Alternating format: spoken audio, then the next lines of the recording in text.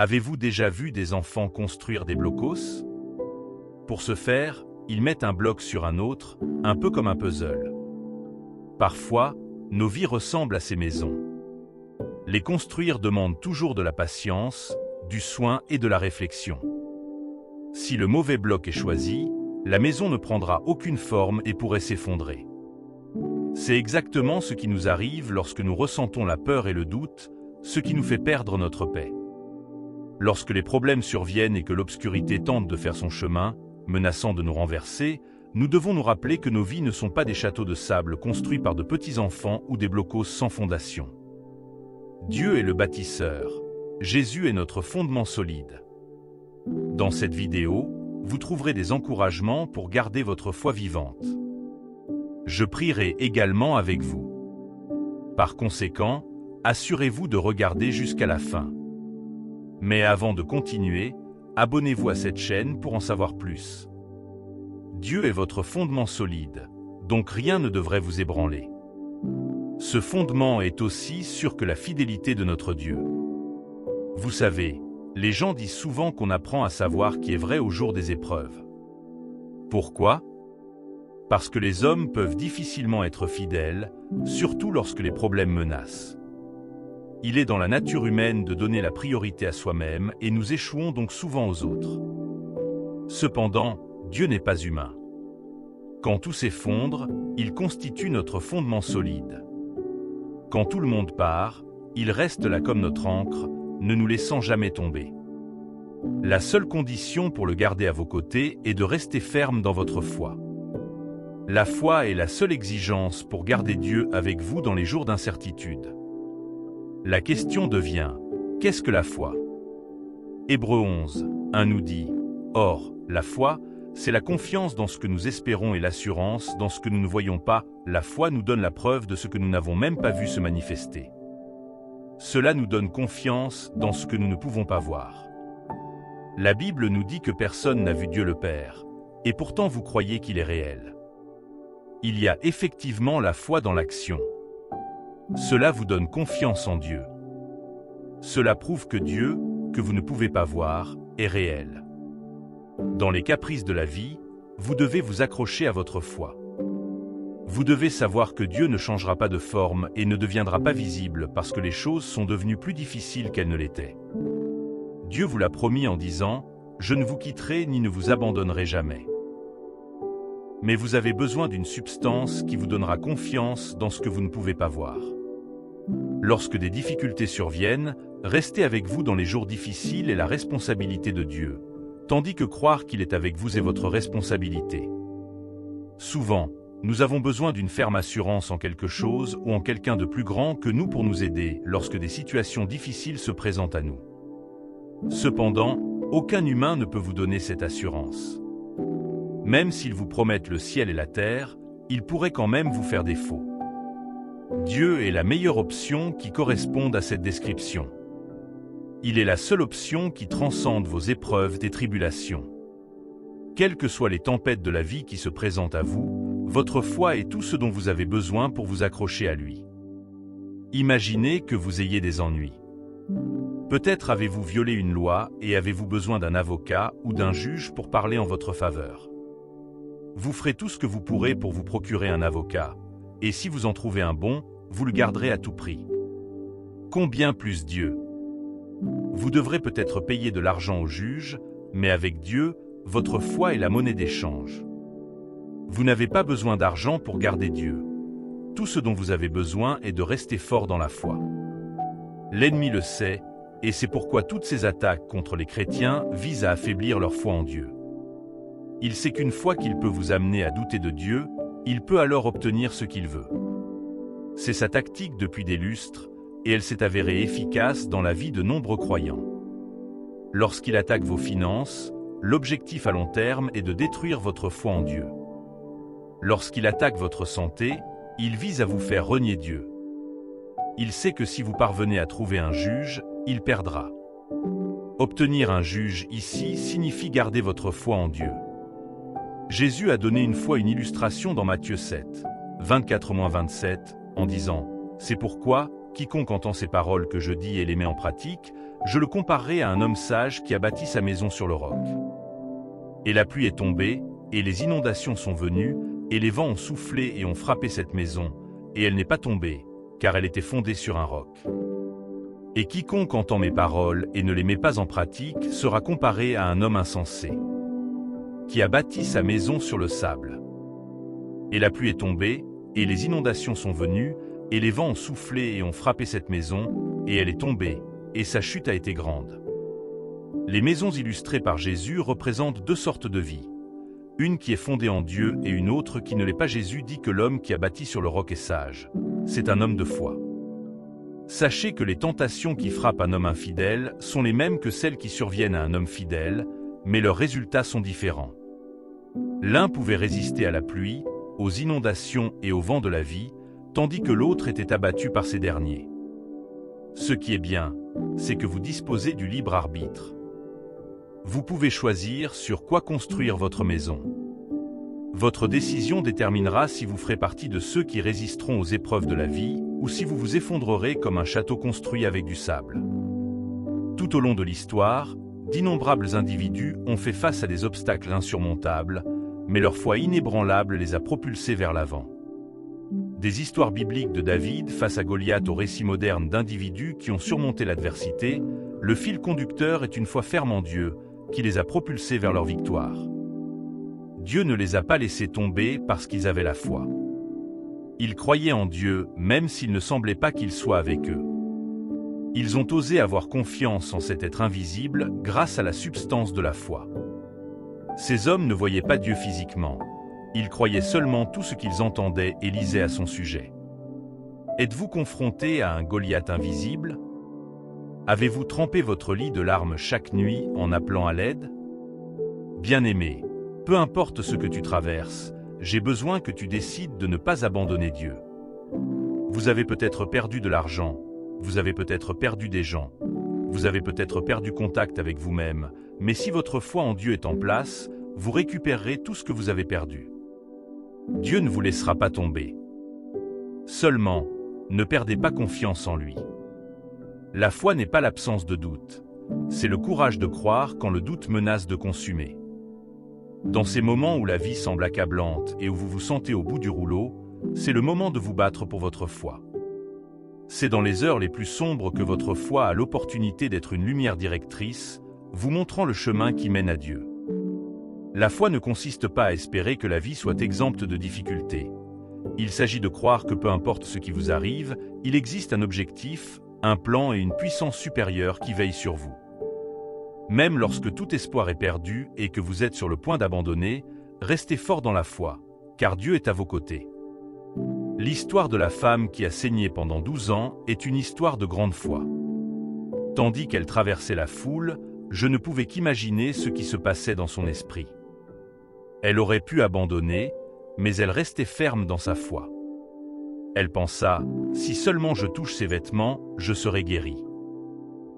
Ce n'était pas facile d'atteindre Jésus, mais elle n'a pas abandonné. Tandis que d'autres hommes insistaient pour que Jésus leur parle directement, elle reçut sa guérison par la foi en Jésus. Marc 5, 34 dit, il lui dit, ma fille, ta foi t'a guérie. Va en paix et sois libérée de ta souffrance. Dieu ne l'a pas déçu parce que sa foi était inébranlable. Je ne sais pas depuis combien de temps vous croyez en Dieu pour changer d'histoire.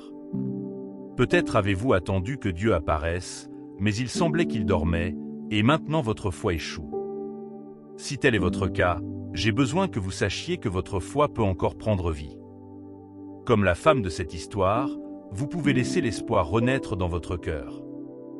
Vous savez, elle a essayé différents médecins, mais ils n'ont fait que récupérer son argent sans lui proposer de solution durable.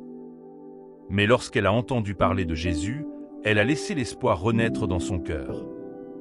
Sa foi, aussi minime soit-elle, l'a poussée à avancer vers Jésus.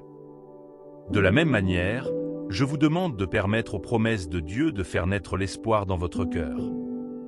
Les gens autour de vous peuvent se moquer de vous, ils peuvent se moquer de vous, mais ne vous concentrez pas sur eux. Concentrez-vous sur la fermeté dans la foi. N'écoutez pas ce qu'ils disent de vous. N'écoutez même pas les noms qu'ils vous injurient.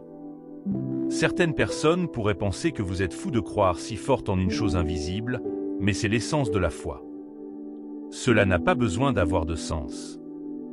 Imaginez si la femme de cette histoire racontait aux gens autour d'elle ce qu'elle pensait de l'ourlet du vêtement de Jésus. Qui l'aurait cru? Qui a pensé que le bord du vêtement de Jésus était assez puissant pour guérir les malades? Lorsque vous exprimez une foi robuste en Dieu, tout le monde ne vous remontera pas le moral. L'ennemi peut même recruter des hommes qui tenteront de vous dénigrer, tout cela dans le but d'affaiblir votre foi. Si vous en doutez, vous pouvez demander à David. Ses frères faisaient partie de ceux qui ont tenté de l'empêcher de se dresser contre Goliath. Mais Dieu merci, il n'a pas condescendu. Les victoires que Dieu lui a données dans le passé sont devenues sa source d'espoir. Cela a transformé sa foi en action. David est resté fort. Il faisait tellement confiance à Dieu qu'il regardait au-delà de son âge et de sa taille par rapport à celui de l'ennemi Goliath. Des défis viendront, tant de batailles vous attendent que vous ne pourrez pas combattre seul. Mais tout comme ces personnes, vous devez être déterminé à garder votre foi en Dieu. Ne vous pliez pas aux menaces de l'ennemi. Ne laissez pas leurs armes vous terrifier. N'oubliez pas que votre Dieu n'a jamais perdu une guerre. Il ne commencera pas maintenant. Chaque défi auquel vous faites face est une opportunité de croissance, une chance de devenir plus fort, plus sage et plus résilient. Lorsque vous vous sentez faible, rappelez-vous que la force de Dieu se manifeste dans votre faiblesse. Tout dans votre corps peut vous suggérer d'arrêter, mais vous devez ignorer vos sentiments et faire confiance à la fidélité de Dieu. Le seul défi est, comment sommes-nous sûrs que Dieu n'a jamais échoué auparavant? Un homme qui ne lit pas ou n'entend pas la parole de Dieu ne croira pas en la fidélité de Dieu. De plus, un homme qui ne peut pas se souvenir de toutes les fois où Dieu est venu pour lui aura du mal à croire en la fidélité de Dieu. Ils penseront rapidement que Dieu va les laisser tomber. Ils douteront vite de Dieu. Vous n'avez pas besoin d'être dans cette catégorie, bien-aimés. Vous pouvez raviver votre foi en Dieu si elle est morte, et vous pouvez également aider votre foi à grandir d'un niveau à un autre. Le chemin de la foi est peut-être long et sinueux, mais chaque pas que vous faites, même face à l'incertitude, vous rapproche de Dieu. Cela vous amène à un endroit où vous pouvez voir Dieu tel qu'il est vraiment. Chaque fois que vous refusez de douter de Dieu, vous vous ouvrez à une nouvelle révélation de la fidélité de Dieu. Dans vos moments de doute et de désespoir, faites une pause et réfléchissez aux innombrables fois où vous êtes resté fort dans la foi et, à la fin, Dieu ne vous a pas laissé tomber. Romains 10, 17 dit « Par conséquent, la foi vient de ce qu'on entend la parole, et la parole est entendue par la parole concernant Christ. » Le mot concernant Christ ici représente les Écritures ou l'Évangile. Les Écritures sont remplies des promesses que Dieu vous fait. Votre connaissance d'eux attise la foi dans votre cœur, vous devriez donc faire des Écritures votre pain quotidien. La parole de Dieu ajoutée à votre foi est comme un engrais pour les plantes. Cela renforce votre foi et l'amène à un autre niveau. Rester ferme dans sa foi implique de traverser les situations les plus difficiles tout en continuant à faire confiance à Dieu pour un miracle. Cela signifie que votre foi en Dieu ne dépend plus de l'ampleur du problème. Cela signifie que peu importe la chaleur, vous ne renierez pas Dieu. Vous devez comprendre que l'ennemi ne se contentera pas de se retirer et de vous faire passer à un niveau de foi plus élevé, mais qu'il ne renoncera pas non plus à essayer de vous décourager d'être cohérent dans votre relation avec Dieu. Si vous devez obtenir toutes ces choses, vous devez atteindre un point où vous pouvez échanger tout le reste contre votre foi en Dieu. L'ennemi élaborera différents plans pour vous faire douter de Dieu et arrêter votre chemin de foi. Vous ne devez pas ignorer les ruses de l'ennemi. Ces voies peuvent être subtiles, mais vous devez être vigilant en gardant votre bouclier de foi. Tant que vous avez la foi, vous resterez debout. Une fois que vous êtes debout, vous devez être déterminé à rester fort afin que la flèche de l'ennemi ne vous emporte pas. Savez-vous sur quoi vous bâtissez? Savez-vous qui est votre présentateur? Tu dois savoir. Vous devez savoir qu'il est le Seigneur des armées. Vous devez savoir qu'il est le fondement qui demeure sûr. Tenez bon, car celui qui est en vous est plus grand que celui qui est dans le monde. Nous laisse prier.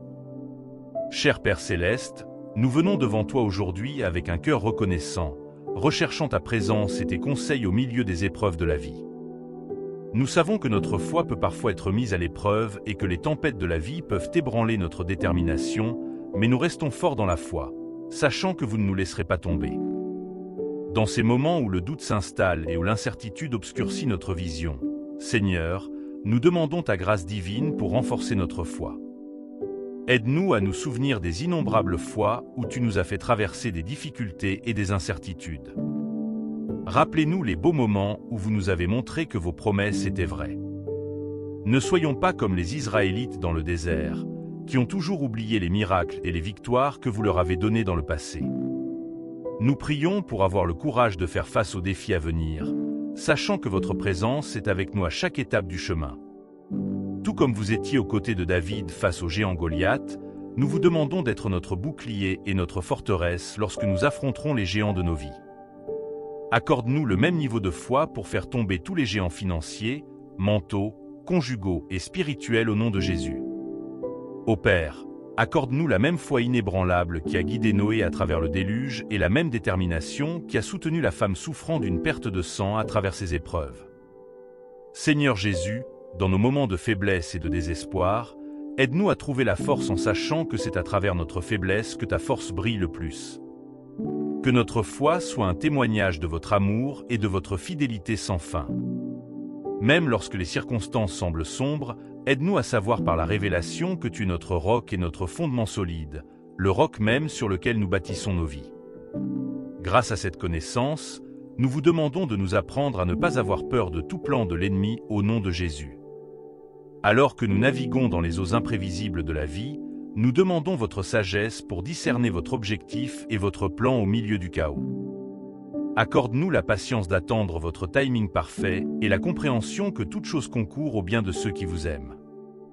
L'ennemi peut essayer de nous voler notre joie, notre paix et notre espoir, mais puisse-t-il ne jamais pouvoir altérer notre foi au nom de Jésus. Lorsque les fardeaux semblent trop lourds à porter, souvenons-nous de la promesse de ta parole. Venez à moi, vous tous qui êtes fatigués et chargés, et je vous donnerai du repos. Puissions-nous trouver refuge en ta présence et réconfort dans tes promesses. Nous élevons nos espoirs et nos rêves vers vous, pleinement conscients que vous êtes l'auteur et le consommateur de notre foi. Alors que nous restons forts dans la foi, puissions-nous glorifier ton nom dans nos triomphes et nos tribulations, sachant que tu ne nous feras pas défaut. Nous demandons la force d'affronter chaque jour avec foi, confiance en ton plan divin et trouver la paix dans l'assurance que tu es toujours avec nous. Nous offrons cette prière au nom de votre Fils, Jésus-Christ, notre Seigneur et Sauveur. Amen. Si cette vidéo vous a béni, appuyez sur le bouton j'aime, partagez et appuyez sur le bouton de notification. Cela nous encourage à faire plus.